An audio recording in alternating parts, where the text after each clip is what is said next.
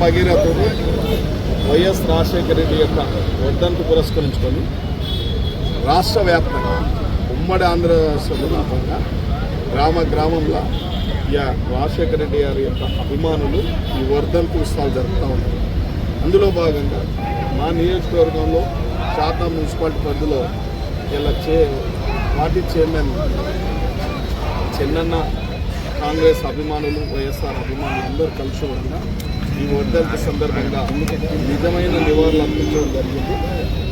రాజశేఖర రెడ్డి లాంటి మనిషి చాలా రాజకీయాల్లో చాలా అపర భగీరథుడు.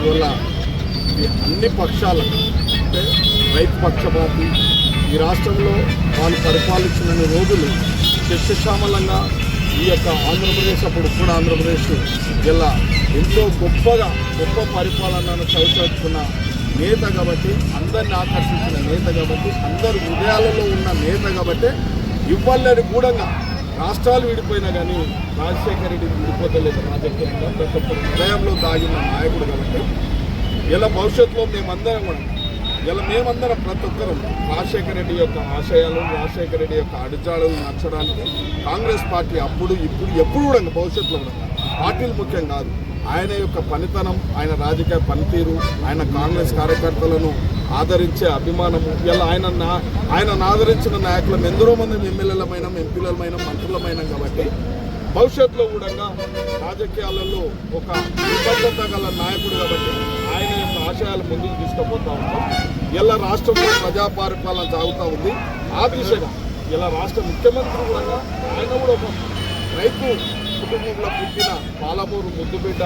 వారు కూడా రాజశేఖర రెడ్డి గారి యొక్క పనితీరు వెంటబట్టించుకొని పథకాలు కానీ ఇలా చూస్తూ ఉన్నారు. 15 నెలల్లో ఎన్ని పథకాలు తీసుకొచ్చిండో ఇలా రేవంత్ రెడ్డి గారు ఇలా రాజశేఖర రెడ్డి గారిని ఆదర్శంగా తీసుకొని ఈ కాంగ్రెస్ పార్టీ ముందుకు పోతుంది. ఇలా భవిష్యత్తులో కూడా కాంగ్రెస్ పార్టీ అన్ని విధాలు ప్రజలకు ఇచ్చిన అన్ని విషయాలను అధిగమిస్తాం. మాట తప్పేది లేదు, మడమ తిప్పేది లేదని చెప్పి ఇలా ఈ కార్యక్రమాలు తీసుకొని పోతూ ఉన్నాం కాంగ్రెస్ పార్టీ కాబట్టి మీరు చూస్తూ ఉన్నారు. ఇలా తెలంగాణ ఇస్తే తెలంగాణను బంగారు తెలంగాణ చేస్తామన్నారు, శస్యశ్యామలం చేస్తామన్నారు, అన్నపూర్ణ తెలంగాణ చేస్తామన్నారు. ఏమైందో మీ అందరికి తెలుసు.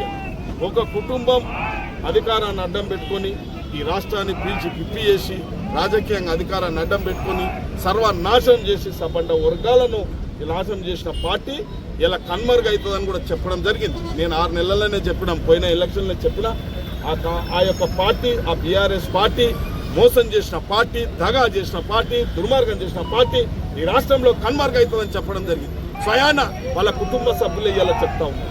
కాంగ్రెస్ పార్టీకి చెప్తే అవాకులు చవాకులు అనుకుంటారు.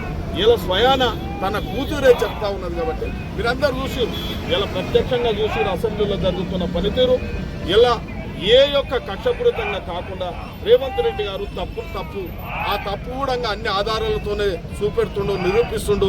ఇలా ఎవరి మీద కూడా అడ్డగోలుగా అక్రమంగా ఏదో తప్పుడు కేసులు పెట్టే అవసరం లేదు ఇలా రేవంత్ రెడ్డి గారికి, కాంగ్రెస్ ప్రభుత్వానికి. కాబట్టి ఇలా ఒక సమీక్షంగా అక్కడ ఒక పద్ధతి, ఒక లీగల్ కమిషన్ ఏర్పాటు చేసి ఇలా కాళేశ్వరంలో దోసుకున్న దోపిడంతా బయట పెట్టాలని చెప్పి ఒక సాంకేతిక పరంగా ఒక లీగల్గా ఆ కమిషన్ ఏర్పాటు చేసి ఇవాళ గొప్ప మాటలు చెప్తారు బీజేపీలు కూడా.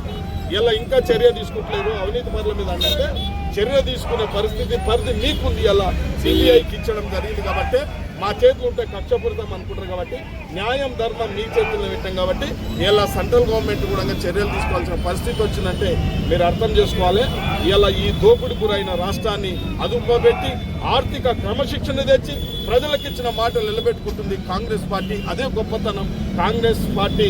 ఇలా రాజశేఖర రెడ్డి యొక్క ఆశయాలను, రాజశేఖర రెడ్డి గారి కళలను ముందుకు తీసుకుపోతా ఉన్నాం కాబట్టి మేమందరం కూడా ఇక్కడికి వచ్చేసి ఇలా టౌన్ చైర్మన్ అధ్యక్షుల్లో అందరం కలిసి కూడా ఇక్కడికి వచ్చి కాంగ్రెస్ పార్టీ, వైఎస్ఆర్సీపీ అభిమానులం అందరం వచ్చి కూడా రాజశేఖర రెడ్డికి నిజమైన నివాళులు అర్పించడం జరిగింది.